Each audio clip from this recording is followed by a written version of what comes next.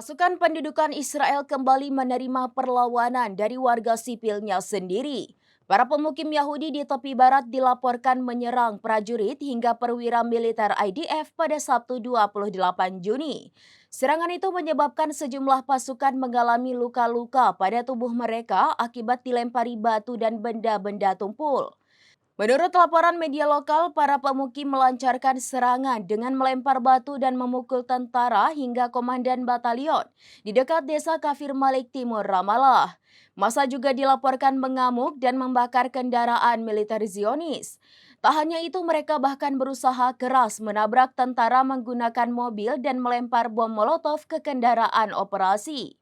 Mengutip tribunnews.com pada Senin 30 Juni 2025, kericuhan yang dilakukan pemukim berkaitan dengan insiden pembongkaran pos pemukim ilegal. Awalnya keputusan itu dilakukan oleh pemerintah untuk menegakkan aturan pemberantasan pemukim ilegal di tepi barat.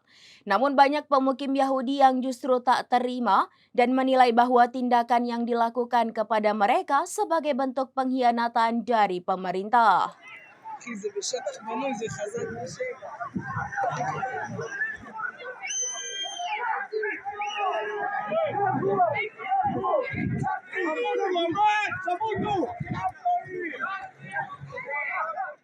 Demikian informasi terkini Syederalon, saksikan terus informasi lainnya. Jangan lupa like dan share seluruh akun serambinews.com.